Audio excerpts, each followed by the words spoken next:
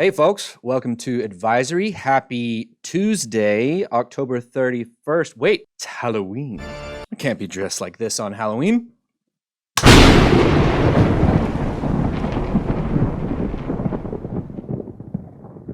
That's better. Hello, darling. Have you seen the puppies? Where are they? Where are they? Where are the puppies? Where are the little brutes? I must find them. That's right, folks. Happy Halloween. I am dressed as the evil, the scariest thing I could think of, which was somebody who wants to skin puppies and wear their fur. Horrifying. I think I did a pretty good job with the costume. I think I'm the spitting image. I mean, look at the original and tell me that I don't look exactly like that. Come on. It's as if I was born to play the role. Side note, shouts out to you ladies that literally start your day by poking yourself in and near the eye with various brushes and needles. It's not easy, and it's how 50% of the world lives. Tip of the wig to you, my ladies. Okay, even though it's a silly day, even though it's a silly holiday, and I look like this, we're still going to be talking about some serious subjects. So because of last week's weird week with the PSAT and all that business, we're going to be doing a couple more days of Red Ribbon Week that we missed last week because of the different days. And it may seem silly to you to get a lesson about drugs from Cruella de Vil, but honestly, she was probably the first example of why smoking might be bad for you. I mean, look at this. She's smoking like, what, nuclear waste? Why is it that color? So, that in mind, let's go ahead and get right into it. And after I went and did my makeup for you today, you better pay attention. Okay, so today I want to talk about drugs' effects on your life, or some of the effects that drugs can have on your life. We're going to talk about three kind of main things, although this is not going to be a comprehensive list. And those things are the law, emotional regulation, and addiction. First, let's talk about the law. All right, there are recent laws that have passed in Texas that say if you are caught vaping anything on campus or any sort of drug, it's immediate DAEP.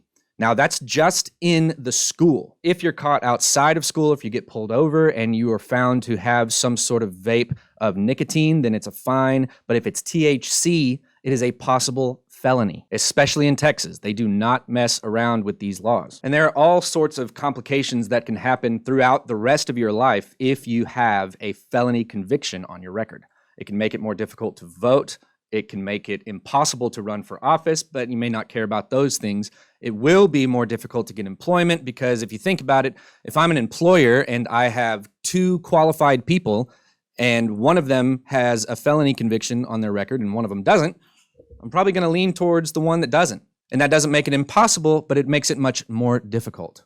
It makes it infinitely more difficult to procure some sort of loan, either for education or housing, and it has the potential to show up on a background check forever. All that to say is that the current system is designed to punish those who are caught using drugs. And that's the way that it's been for almost a century now, as far as our societal view of drugs.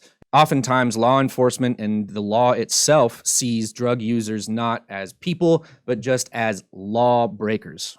So that's just important to keep in mind. You're not going to get any sort of wiggle room from the legal system when it comes to drugs. Perhaps more importantly, at least to me, is the ability to regulate your emotions. Our ability to regulate our emotions is heavily influenced and damaged often by regular or heavy drug use. If you always go to a drug when you're feeling sad or feeling angry, then that drug becomes what you do instead of actually figuring out what to do with that anger or with that sadness. For more on this, I want to go to my interview with Miss Hill. Miss Hill is our licensed professional counselor on campus, one of two, actually. She works with Miss Pott. And Miss Hill specifically focuses on drug abuse and drug use as it pertains to your emotional life. And I want you to hear a couple of the questions and answers that I ask to Miss Hill as we talk about how drugs can become the only coping skill that you have and how it's much more healthy to develop others. Hey folks, I am here with Miss Hill, and she is new to the campus this year.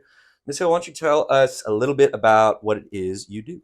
So I'm a mental health clinician, and I work with students who have mental health concerns or are struggling with substance use, abuse, or if they've gone to DAEP. House Bill 114 means anyone caught with a vape is going to DAEP, and you get to meet with me if you go there. Cool. And what kind of things do they meet with you about? Like, what does, I know it varies from meeting to meeting, but what are the sorts of things that you go over in your conversations with these students? Sure. So if you do get a chance to meet with me or you want to meet with me, we can talk about whatever it is you want to talk about.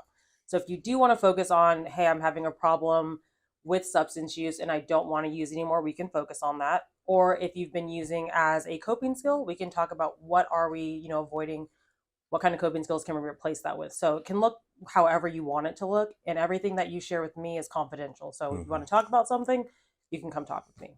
And I think one of the things is we're focusing on responding to the emotion behind the behavior. So we're not focusing on the substance use.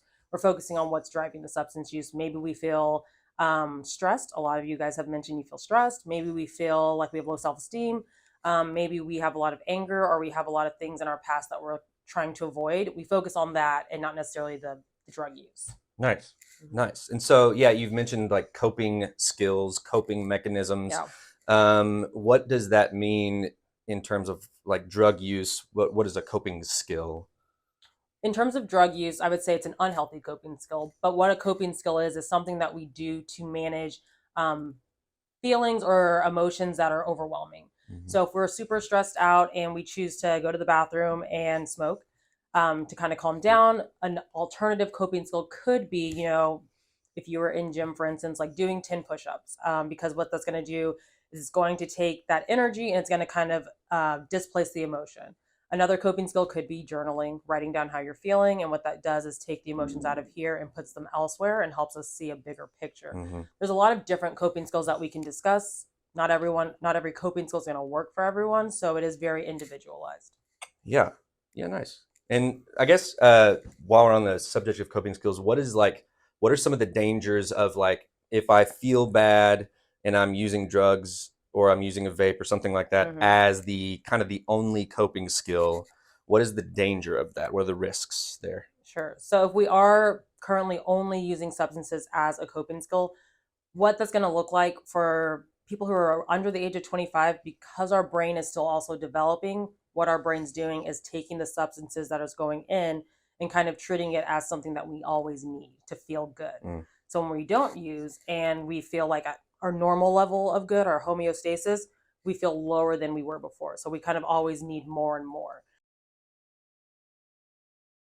I guess that leads us into talking about addiction. So talk a little bit, if you can, about kind of the clinical, because the word addiction gets like thrown around a lot. Like, oh, I'm addicted to Lay's chips. I can't eat just one. That's kind of a silly one, although people can be addicted to food. Sure. But what is the difference between kind of how we use the word addiction in casual conversation versus like the clinical diagnosis of addiction? Well, I think the clinical diagnosis of addiction really deals with like how the receptors in our brain respond to something without that stimulus. So being addicted to Lay's chips just because you really like them just means that's something you really, really enjoy.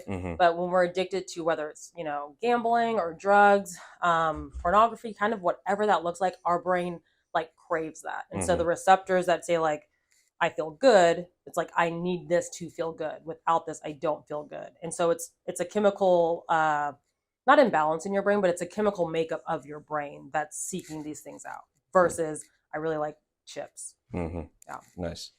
And as I hope you've heard by now, is that there is a way to deal with drugs and way to deal with addiction that can be kind to the person who is addicted, and it can come from help from friends and family and professionals like Mrs. Hill. To wrap up, I asked Ms. Hill what we can do if we suspect that someone that we love or someone that we know is struggling with addiction, and here's what she had to say.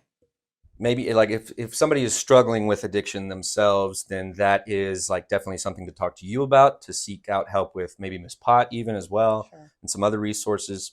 If somebody is a friend of a person who they think is kind of starting to portray signs of being addicted to something like that, what is something that a friend can say or do to bring that up with their friend who they think might be struggling with that? So I think one thing that you can always do if you're struggling, maybe speaking with a friend, you can find a trusted adult to share that you have concerns. I'm not going to speak for everyone on campus, but I'm going to a little bit. I think if you're going to a teacher or an adult saying, I have concerns about this person, we're seeking help. We're not looking to get that person in trouble. Right. And so I think if you're able to talk to a trusted adult, you could talk to Ms. Pott, you could talk to me, talk to Mr. Hall, any teacher you feel safe with, or any staff member you feel safe with, and they can get you to the appropriate parties. But as a friend, speaking with a friend, addressing it and kind of being upfront about it.